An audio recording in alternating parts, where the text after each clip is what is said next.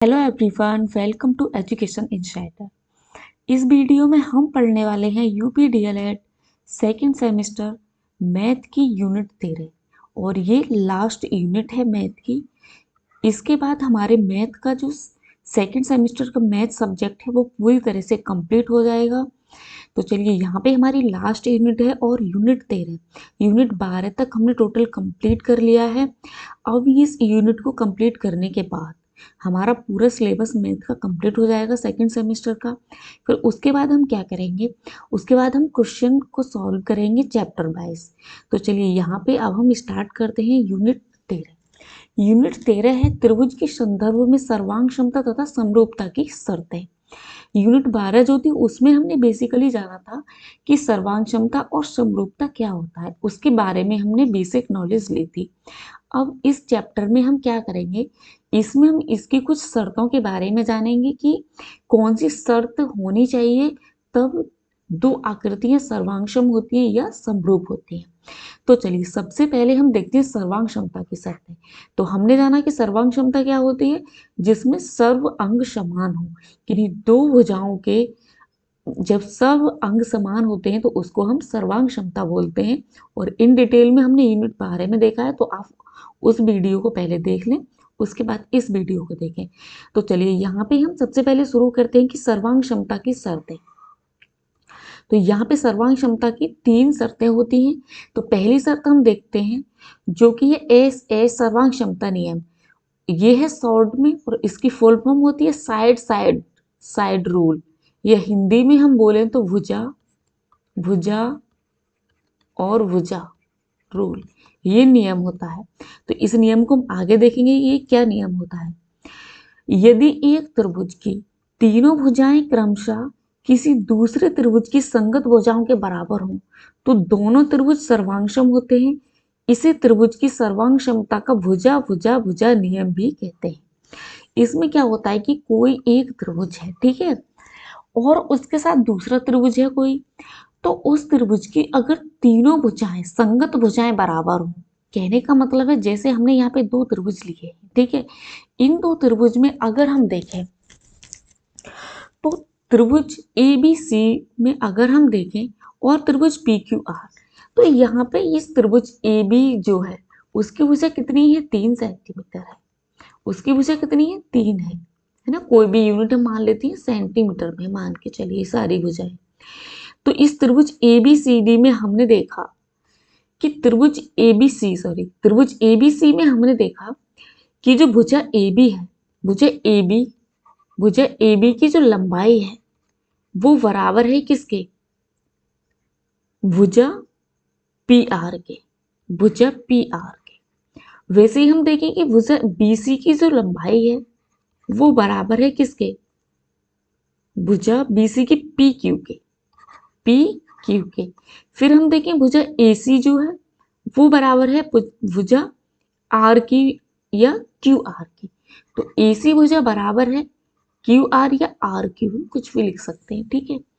तो जब दो त्रिभुजों के या दो किसी भी आकृतियों के, जैसे यहाँ पे हमने त्रिभुज लिया एग्जाम्पल में, तो जैसे ये त्रिभुज है ए बी सी और ये त्रिभुज है पी क्यू आर, तो इन दोनों त्रिभुज में जो तीनों भुजाओं की वैल्यू क्या है, एक दूसरे के समान है।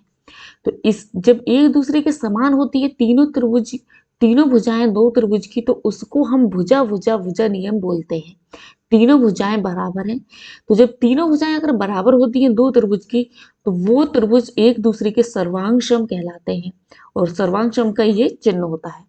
तो चलिए, पहला नियम हमने जाना कि जब तीनों भुजाएं बराबर हों दो त्रिभुज की, तो वो दोनों त्रिभुज एक दूसरे के सर्वांगसम होंगे। अब देखते हैं नेक्स्ट रूल। नेक्स्ट नियम क्या कहता है, एस ए एस सर्वांग क्षमता नियम। ये होता है साइड एंगल साइड रूल। इसमें क्या होता है, साइड एंगल साइड रूल में यदि एक त्रिभुज की दो भुजाएं और उनके अंतर्गत कोण एक दूसरे त्रिभुज की संगत दो भुजाएं और उसके अंतर्गत कोण के बराबर हो, तो ये त्रिभुज भी क्या कहलाते हैं, दोनों सर्वांगसम त्रिभुज कहलाते हैं। तो यहाँ पे क्या है, एक साइड बराबर हो और उनके बीच का एंगल बराबर हो और दूसरी साइड बराबर हो। इसका मतलब है कि दो साइड बराबर हो और उनके बीच का जो एंगल है उसकी वैल्यू समान हो, तो दो त्रिभुज में अगर ये जो साइड बराबर हो और उनके बीच का जो एंगल है वो बराबर हो तो वो त्रिभुज क्या कहलाते हैं, एक दूसरे के सर्वांग सम कहलाते हैं। जैसे हमने यहाँ पे देखा कि इधर ये भुजा भी 7 है, ये भुजा भी 5 है, और इधर ये भुजा 7 है और ये भुजा 5 है। तो ये जो दो भुजाएं हैं उनकी वैल्यू बराबर है और उनके बीच में जो कोण है, वो जो एंगल है, उसकी वैल्यू भी बराबर है। ये भी 40 डिग्री है और ये भी 40 डिग्री है। तो वो कोण क्या कहलाते हैं, एक दूसरे के सर्वांग त्रिभुज कहलाते हैं। तो वो त्रिभुज क्या कहलाते हैं, एक दूसरे के सर्वांग कहलाते हैं। जब दो भुजाओं की वैल्यू बराबर हो और उनके संगत जो है वो कोण है उसकी वैल्यू भी बराबर हो तो वो क्या कहलाते हैं, सर्वांग त्रिभुज कहलाते हैं। चलिए अब देखते हैं नेक्स्ट रूल क्या है। नेक्स्ट रूल है तीसरा, सर्वांग क्षमता का नियम ASA, एंगल साइड एंगल। तो यहाँ पे एंगल साइड, ये साइड नहीं है, ये होगा एंगल। तो जब एंगल साइड एंगल रूल में हम क्या देखते हैं, यदि एक त्रिभुज के दो कोण और उसके अंतर्गत भुजा किसी दूसरे त्रिभुज के संगत दो कोणों और अंतर्गत भुजा के बराबर हो तो वे त्रिभुज सर्वांगसम होते हैं। इसमें क्या है कि दो त्रिभुज हैं, उन दो त्रिभुज में अगर दो एंगल और एक भुजा, दो एंगल और एक भुजा, तो नियम होना चाहिए पहले देखें एंगल फिर साइड और एंगल, एंगल साइड और एंगल। जैसे यहां पे देखें हम एंगल ये वाला, साइड और एंगल, एंगल साइड एंगल। जैसे ये वाला एंगल 30 डिग्री बराबर है और साइड बराबर है 4 सेंटीमीटर, फिर एंगल बराबर है। ऐसे ही यहाँ पे एंगल ये वाला 70 डिग्री, फिर साइड और फिर एंगल। अगर ये रूल फॉलो होता है दो त्रिभुज में तो वो त्रिभुज भी एक दूसरे के क्या कहलाते हैं, सर्वांगसम कहलाते हैं। इस चैप्टर में हम सिर्फ त्रिभुज से रिलेटेड ही नियम को पढ़ेंगे। चलिए हमने 3 नियम इसके पढ़ लिए, किसकी, सर्वांग क्षमता के। अब देखते हैं हम नेक्स्ट नियम है जो कि चौथा नियम है, वो होता है समकोण त्रिभुज में RHS सर्वांग क्षमता नियम। अब चौथा है समकोण त्रिभुज में RHS सर्वांग क्षमता नियम। अब हम यहाँ पे समकोण त्रिभुज में देखेंगे, यहाँ पे इसका RHS का फुल फॉर्म होता है राइट एंगल हाइपोटेनियस साइड। तो राइट एंगल हाइपोटेनियस साइड का जो नियम होता है समकोण त्रिभुज में वो क्या होता है, यहाँ पे हम देख लेते हैं। किसी समकोण त्रिभुज का कर्ण और एक भुजा क्रमशः किसी दूसरे समकोण त्रिभुज के कर्ण और एक भुजा के बराबर हो तो वो त्रिभुज सर्वांगसम होते हैं। इसमें क्या है कि दो त्रिभुज हैं, ठीक है। अब उन दो त्रिभुज में से एक कोई भुजा बराबर हो और जो हाइपोटेनियस या कर्ण होता है उसकी वैल्यू समान हो तो वो एक दूसरे के सर्वांगसम त्रिभुज कहलाते हैं। जैसे यहाँ पे हमें दो राइट एंगल ट्रायंगल दिए हुए हैं। अब इन दो समकोण त्रिभुज या राइट एंगल ट्रायंगल में एक तो भुजा बराबर है, ये भी 3 है और ये भी 3 है, और दूसरे क्या कर्ण बराबर है, तो ये भी कर्ण की वैल्यू 8 है और ये भी कर्ण की वैल्यू 8 है। तो ये एक दूसरे के क्या कहलाएंगे, ये सर्वांगसम कहलाएंगे, ये एक दूसरे के सर्वांगसम त्रिभुज कहलाएंगे, समकोण सर्वांगसम त्रिभुज कहलाएंगे।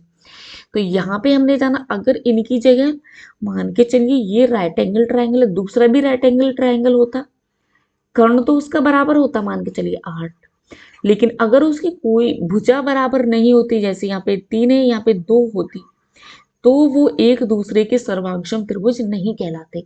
इसमें ये शर्त होती है कर्ण बराबर हो और कोई एक भुजा की वैल्यू बराबर होनी चाहिए। तो चलिए यहाँ पे हमने देख लिए इसके 4 नियम। तो जो सर्वांग क्षमता से रिलेटेड कितने नियम होते हैं, 4 नियम होते हैं। चलिए फिर से हम देख लेते हैं एक बार, ये नियम जो यहाँ क्या है हमें याद करने रहते हैं। तो पहला है साइड साइड रूल, ठीक है, 3 बार साइड साइड साइड रूल। अगर तीनों भुजाएं बराबर होती हैं दो त्रिभुज की तो वो एक दूसरे के सर्वांगसम कहलाते हैं। दूसरा नियम होता है साइड एंगल साइड रूल। अगर साइड बराबर है और बीच का एंगल बराबर है और साइड बराबर है तो वो एक दूसरे के सर्वांगसम त्रिभुज कहलाते हैं। फिर है अगर दो त्रिभुज साइड मतलब एंगल बराबर है, फिर साइड बराबर है और एंगल बराबर है, अगर दो त्रिभुज में, मतलब कि दो एंगल बराबर है और उनके बीच की साइड बराबर है, उनके बीच की साइड बराबर होनी चाहिए दो एंगल की, तभी तो वो भी त्रिभुज क्या कहलाते हैं, एक दूसरे के सर्वांगसम कहलाते हैं। और चौथा नियम है समकोण त्रिभुज में आरएचएस सर्वांग क्षमता नियम। इसमें है समकोण त्रिभुज में राइट एंगल हाइपोटेनियस साइड, तो एक हाइपोटेनियस की वैल्यू बराबर हो और कोई भी एक साइड की वैल्यू बराबर हो, तो वो एक दूसरे के क्या कहलाएंगे, सर्वांगसम त्रिभुज कहलाएंगे। इस लंब की जगह आधार की वैल्यू अगर बराबर होती, अगर इसकी जगह लंब की वैल्यू की जगह अगर आधार की वैल्यू बराबर होती, मान के चलिए यहाँ पे ये इसकी वैल्यू दी हुई है, अगर ये वैल्यू नहीं होती, मान के चलिए इसकी वैल्यू होती 3 सेंटीमीटर, तो भी क्या है, एक दूसरे के ये सर्वांगसम कहलाते, एक भुजा की वैल्यू बराबर होनी चाहिए। चलिए अब देखते हैं हम नेक्स्ट।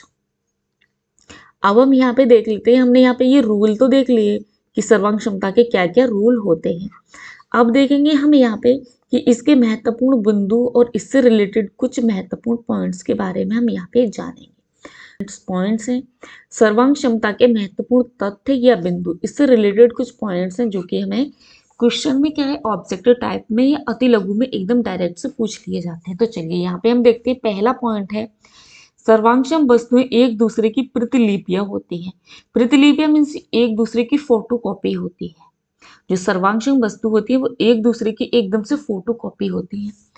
दूसरा है दो त्रिभुजों में एंगल एंगल एंगल समकोण सर्वांग क्षमता नहीं होती है। ये जो सर्वांग क्षमता होता है उसमें तीनों एंगल बराबर हो तो जरूरी नहीं है कि वो त्रिभुज सर्वांगसम होते हैं। ठीक है, ये वाला नियम इसमें नहीं होता है। एंगल एंगल एंगल तीनों एंगल वाला नियम इसमें नहीं होता है, हाँ तीनों भुजाओं वाला नियम इसमें होता है। चलिए अब देखते हैं नेक्स्ट पॉइंट। नेक्स्ट पॉइंट है, ये आवश्यक नहीं है कि बराबर संगत कोणों के दो त्रिभुज सर्वांगसम हो, ऐसी आकृतियों में से एक दूसरे की बढ़ी हुई प्रतिलिपियां हो सकती हैं।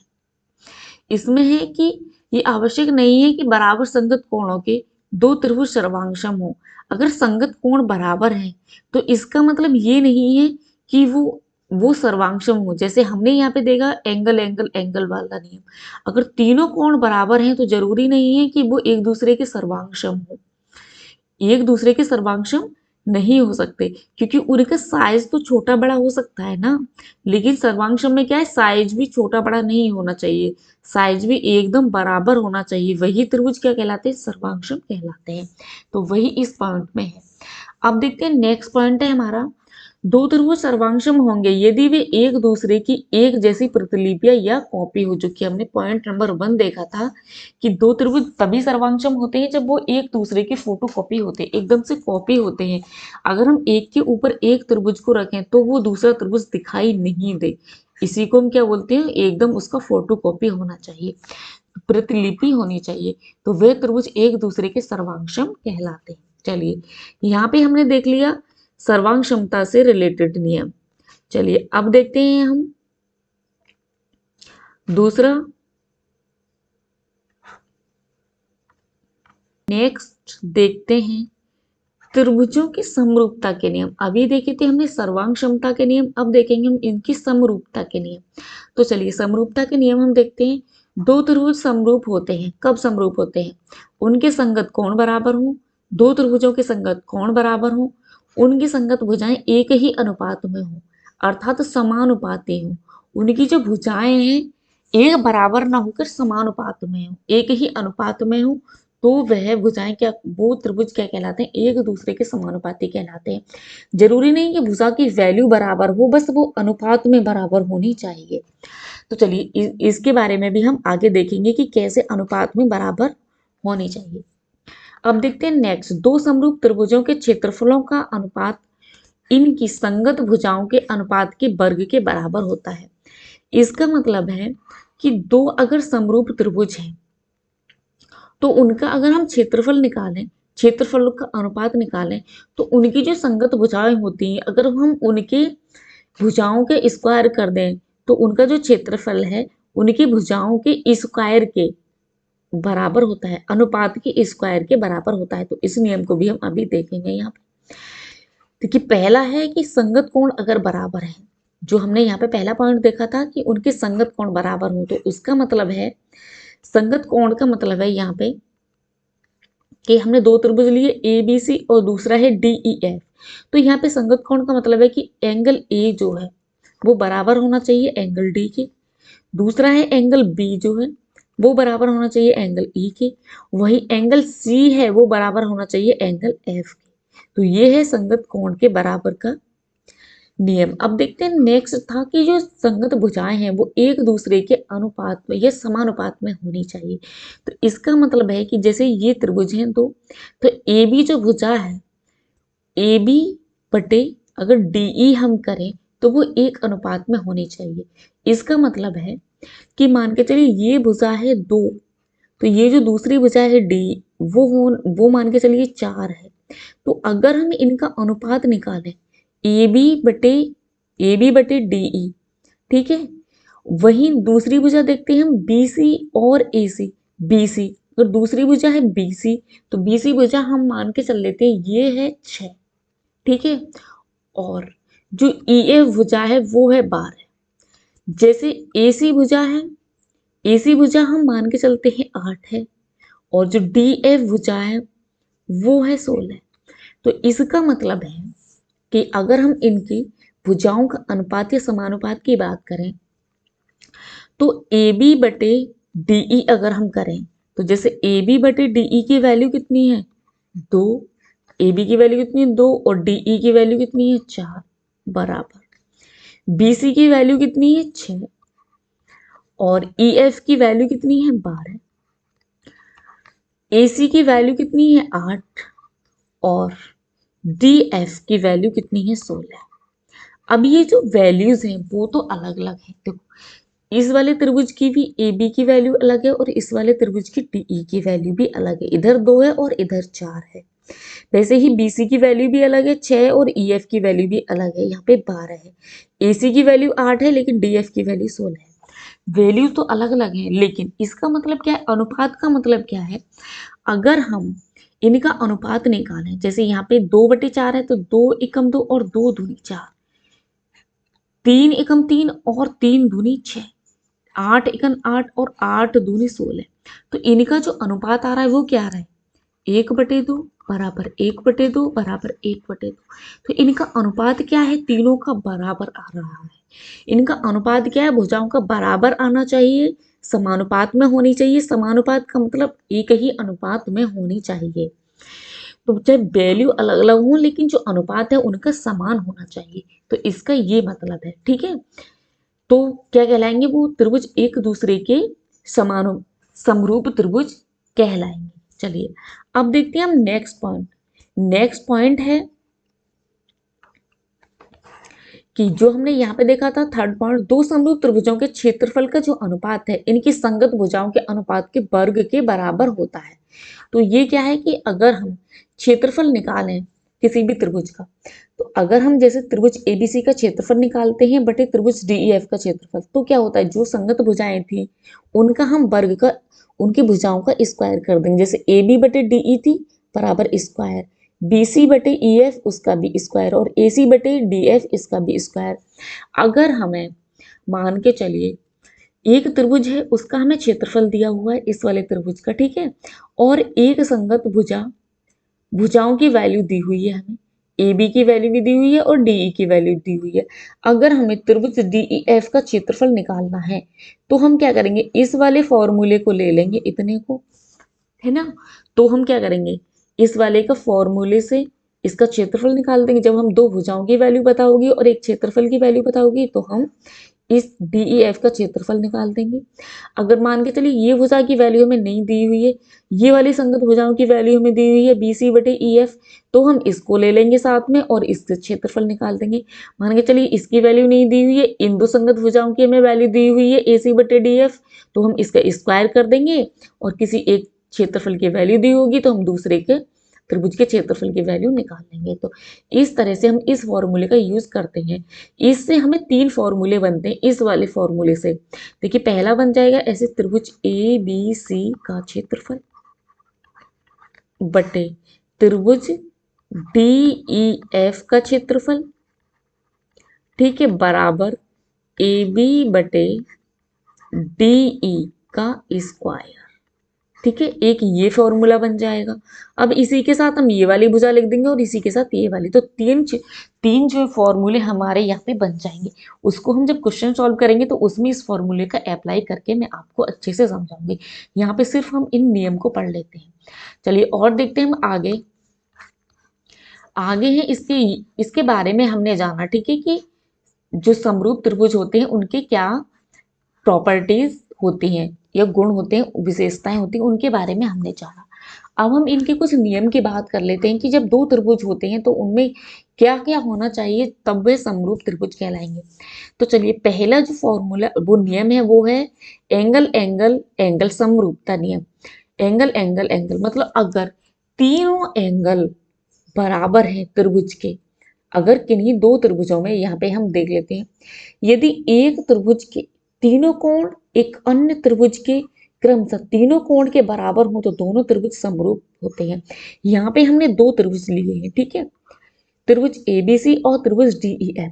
अब इन तीनों त्रिभुज में अगर हम देखें कि इनके अंदर जो एंगल है अगर वो बराबर है, जैसे यहाँ पे एंगल A बराबर एंगल D है, एंगल B बराबर एंगल E है और एंगल C बराबर एंगल F है, तो जो संगत कोण है एक दूसरे के बराबर हों तो वो त्रिभुज क्या है, एक दूसरे के समरूप त्रिभुज कहलाते हैं।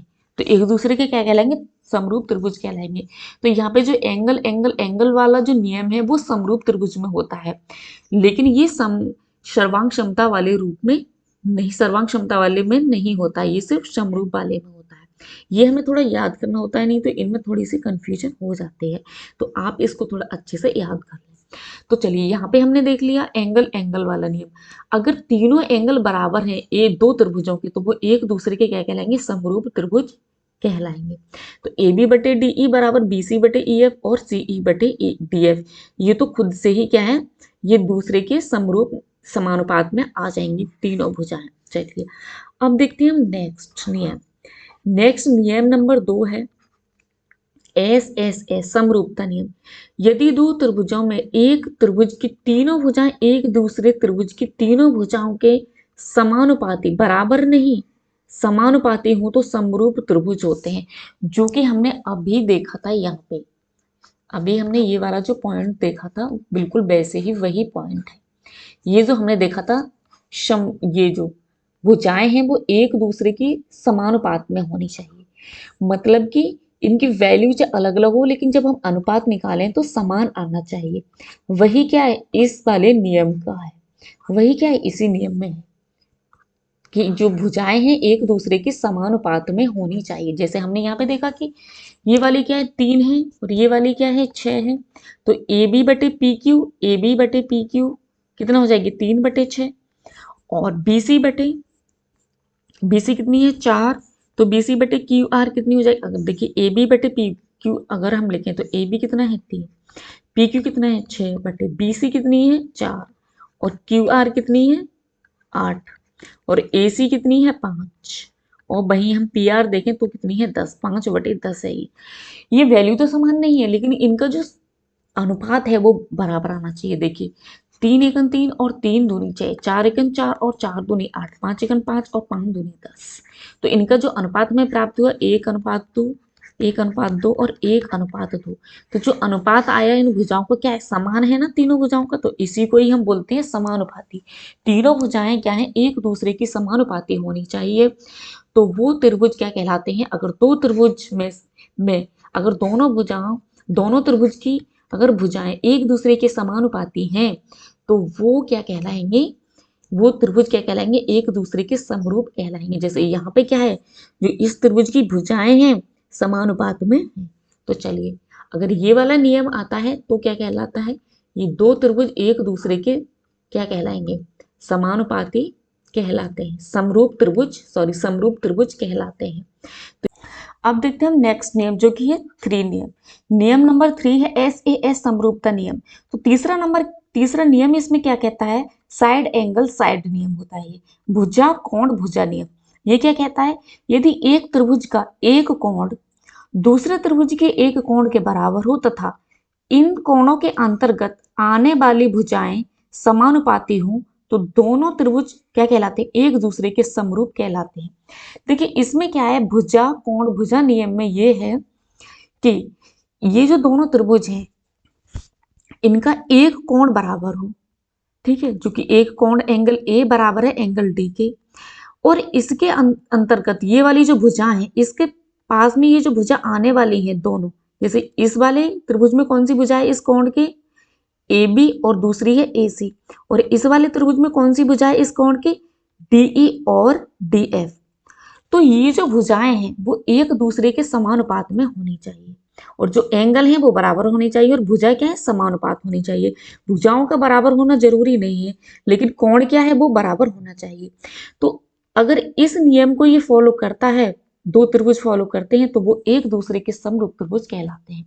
तो यहाँ पे हमने देखा कि ये जो एक एंगल तो बराबर है दोनों का, एंगल ए बराबर एंगल डी, वहीं ये जो भुजाएं हैं, भुजा ए बी बटे भुजा डीई, ए बी की संगत भुजा कौन सी है, डीई, और ए सी की संगत भुजा कौन सी है, डीएफ। तो इन भुजाओं का जो अनुपात है वो समान है, ये क्या है, समानुपात में है।